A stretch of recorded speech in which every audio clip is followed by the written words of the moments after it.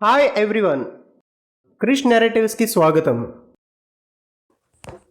మద్యపానం ఆరోగ్యానికి హానికరం అని ప్రింట్ వేసి మరీ అమ్ముతారు. అది చూసి మరీ కొంటారు. తాగిన వాడికి మందులో కిక్కు, అమ్మిన వాడికి డబ్బులో కిక్కు. డ్రింకింగ్ అలవాటు లేకపోతే అదేదో వింతలా చూసే మనుషులు. ఎందుకంటే అది నేటి సమాజంలో కామన్ అయిపోయిన అలవాటు.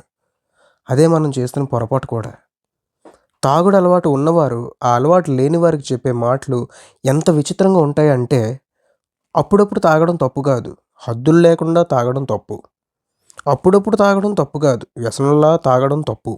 తాగడం తప్పు కాదు, తాగి వాగడం తప్పు. తప్పు కాదు అనుకుంటే మద్యపానం ఆరోగ్యానికి హానికరం అని ఎందుకు ఆ బాటిల్ మీద కనబడుతుంది?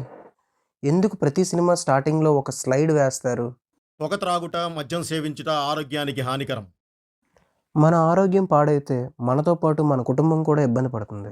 మనం సంపాదించింది ఆసుపత్రి పాలవుతుంది. మనం సంపాదించింది ఏమీ లేకపోతే మన కుటుంబం మనల్ని కాపాడే ప్రయత్నంలో అప్పుల పాలవుతుంది. తాగిన మత్తులో ఎవరినైనా ప్రమాదానికి గురి చేస్తే ఆ కుటుంబం కష్టాల పాలవుతుంది. అప్పుడప్పుడు కొద్ది కొద్దిగా ఉన్న అలవాటు ఉద్యమంలో మారదని గ్యారంటీ ఏమిటి? ఎవరి సెల్ఫ్ కంట్రోల్ ఎంత ఉందో ఎవరికీ తెలియదు. ఏ ఒక్కరి జీవితం 100% తెరిచిన పుస్తకం కాదు కదా. అందుకే ఎవరికీ అలవాటు చేసే ప్రయత్నం చేయవద్దు. ఒక వ్యక్తి అలవాటుకి కారణం మనం అయితే, ఆ అలవాటు వలన అతని జీవితం అస్తవ్యస్తం అయితే ఆ బాధ్యత మనం తీసుకోగలమా? డ్రింకింగ్ అన్నది కామన్ అని చెప్పేవారు వాళ్ళ ఇంట్లో వ్యక్తికి అలా చెప్పి అలవాటు చేయగలరా?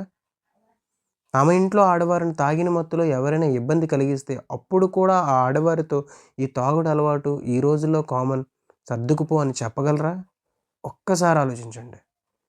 మన చుట్టూ జరిగే చాలా దారుణాలు, ప్రమాదాలలో ఈ మద్యపానం అనేది కూడా ఒక కారణం అవుతుంది. ఒక్కోసారి అదే ప్రధాన కారణం కూడా అవుతుంది.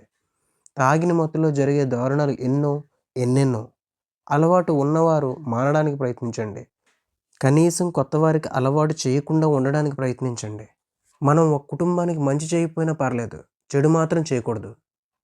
మనం ఒక వ్యక్తికి చేసే అలవాటు ఆ వ్యక్తి కుటుంబానికి శాపంలా మారకూడదు. మనం చేసే పాపంలో అస్సలు మారకూడదు. చివరిగా ఒక్క మాట, జరిగిన తప్పులు ఎలానూ మార్చలేం. తప్పులు జరగకుండా మాత్రమే ప్రయత్నించగలం. ఒక్కసారి ఆలోచించండి. జై హింద్. వీడియో నచ్చితే లైక్ చేయండి, నలుగురికి చేరాలి అనుకుంటే షేర్ చేయండి. ఇటువంటివి ఇంకా కావాలి అనుకుంటే సబ్స్క్రైబ్ చేయండి.